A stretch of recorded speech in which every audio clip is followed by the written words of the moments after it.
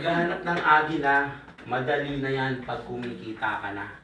Dumami na yan, tama? Kasi iisa-isahin mo sila. Dahil kailangan ma-recognize mo kung ano sila dito. Diba? Kaya, pay-in. Papiinin mo. Bawal, papiinin kaibigan mo. Kaso lang talagang ayaw kumilos. Pero may prospect yan eh. So baka mamaya, yung prospect niya, yun yung maging agila mo. Siya lang yung naging way. Huwag ka pa rin titigil. Tuloy-tuloy lang.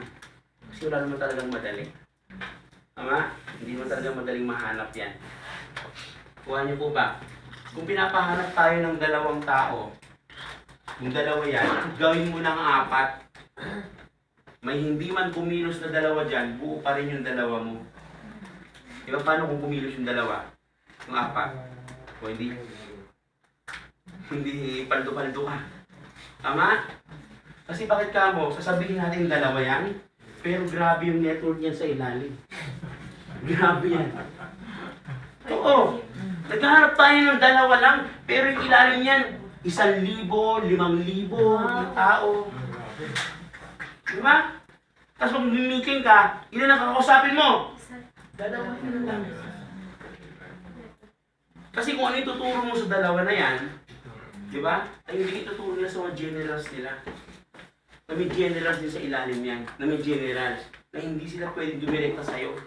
Kasi mababypass yung mga generals mo. Kuha mo po ba yun? Yes. Ikaw nga, kung pumapasok ka sa isang kumpanya, pwede ka ba dumiretso sa presidente mo kagad? Di ba hindi?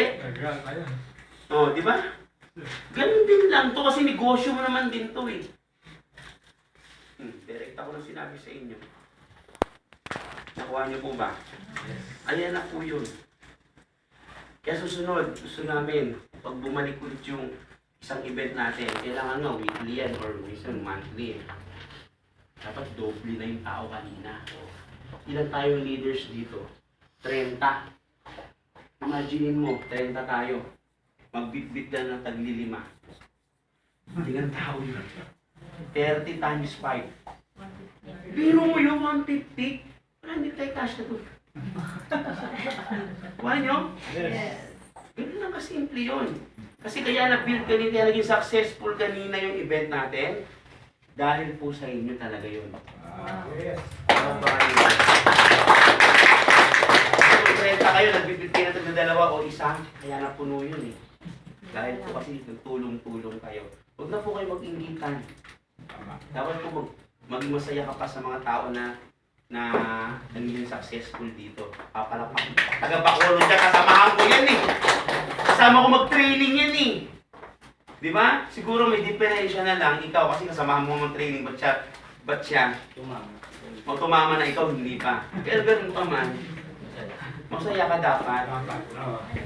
Di ba? Dahil kung malaki mo, unified ba?